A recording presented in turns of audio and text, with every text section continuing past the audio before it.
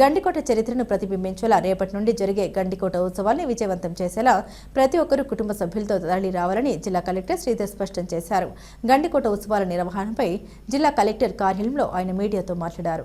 11, 12, 13వ తేదీల్లో జరిగే గండికోట ఉత్సవాలు అందరినీ ఆకట్టుకునేలా ఆకర్షించేలా ఉత్సవాలు నిర్వహిస్తామని కలెక్టర్ స్పష్టం చేశారు.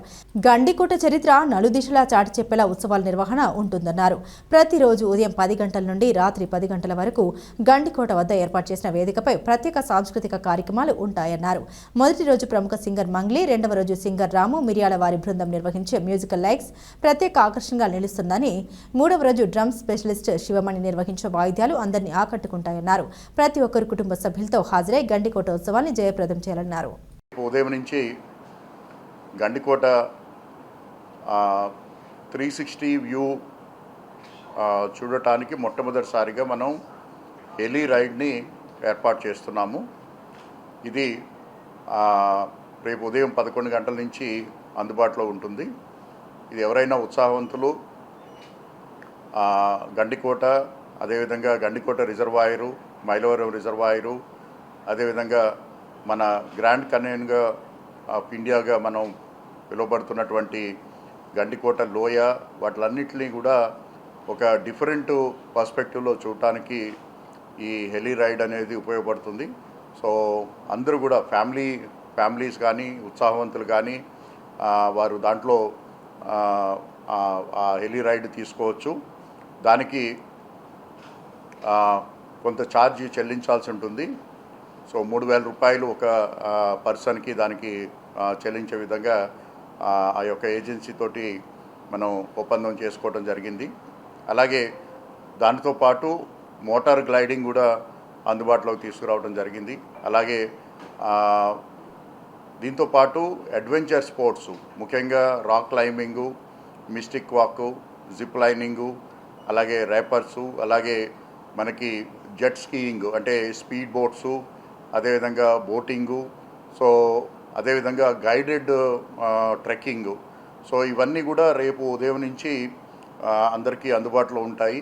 అదేవిధంగా ప్రజలందరినీ కూడా దీంట్లో భాగస్వామ్యం చేసే విధంగా, అలాగే చరిత్ర గురించి ప్రతి ఒక్కరు కూడా తెలుసుకునే విధంగా మనం రేపు ఉదయం నుంచి మనం ఈ హిస్టరీ వాక్ను కూడా ఇంటాక్ వారి సహాయంతో చేయటం జరుగుతూ ఉంది. ఇంట్రెస్టెడ్ ఎంథ్యూజియాస్ ఎవరైనా కూడా, ఫ్యామిలీస్ కావచ్చు, లేకపోతే ఇండివిజువల్స్ కావచ్చు, లేదా స్కూల్కి వెళ్ళే చిల్డ్రన్ కావచ్చు, ఎవరైనా కూడా ఈ హెరిటేజ్ వాక్లో రిజిస్టర్ చేసుకున్నట్టయితే చరిత్ర పైన పూర్తిగా అవగాహన ఉన్నటువంటి ఒక వాలంటీర్తో పాటు ఈ యొక్క హెరిటేజ్ వాక్ అనేది చేపట్టడం జరుగుతుంది.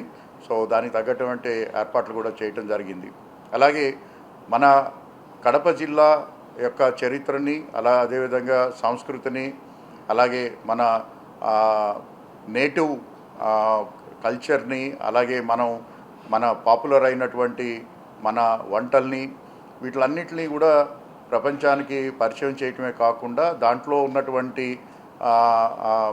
కళాకారులకి వాళ్ళందరికీ కూడా ఒక వేదికగా మనం ఈ యొక్క గండికోట ఉత్సవాల్ని ఏర్పాటు చేసుకోవడం జరిగింది.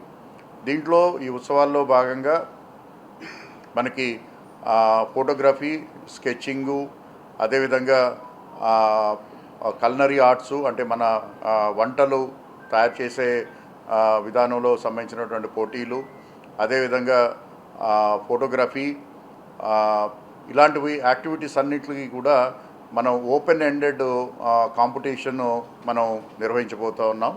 ఎవరైనా ఇంట్రెస్టెడ్ పర్సన్స్ వారు రిజిస్టర్ చేసుకోవచ్చు. సోషల్ మీడియాలో కానీ లేకపోతే మన వెబ్సైట్లో కానీ ఆ యొక్క ఫామ్స్ అన్నీ కూడా అందుబాటులో ఉన్నాయి. సో ఎవరైనా కూడా రిజిస్టర్ చేసుకోవచ్చు, లేకపోతే వాకిన్స్ కూడా అవ్వచ్చు. సో వారికి అటువంటి కళలకు సంబంధించినటువంటి ఏదైతే వర్క్ చేస్తున్నారో అవన్నీ కూడా మనం 13వ తారీఖున ఫైనల్స్ నిర్వహించి వారిని మనం ప్రైజ్ మనీ ద్వారా వాళ్ళకి ప్రైజ్ మనీ అది అందించడం జరుగుతుంది. దీంతోపాటు మన జిల్లాలో బాగా పాపులర్ అయినటువంటి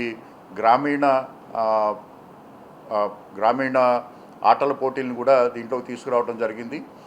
కబడ్డీ, వాలీబాలు, అదేవిధంగా మన ఖోఖో, ఇటువంటి గేమ్స్ అన్నీ కూడా ఇప్పటికే మండల స్థాయి నుంచి డివిజన్ స్థాయి నుంచి మనం finals layer by layer conduct చేసుకుంటూ వస్తూ ఉన్నాము.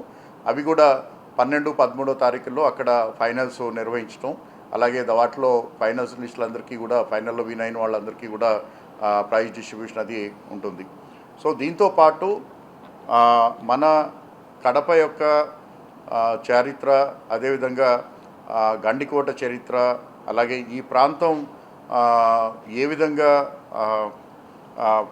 మనకి తెలుగు భాషని ఎలా పరిరక్షించుకుంది, వీటిలన్నిటిపైన కూడా చర్చా వేదికలను కూడా ఏర్పాటు చేయడం జరుగుతూ ఉంది. దాంట్లో వివిధ అంశాల్లో నిష్ణాతులైనటువంటి చరిత్రకారుల్ని ఒక చోటకి తీసుకుని వచ్చి దానిపైన ఒక డిస్కషను, అదేవిధంగా ఈ చరిత్రని పదిలపరుచుకుంటూ ఇంకా ముందుకు ఎలా సాగాలనే దానిపైన చర్చా కార్యక్రమాలు ఏర్పాటు చేయడం జరిగింది. అలాగే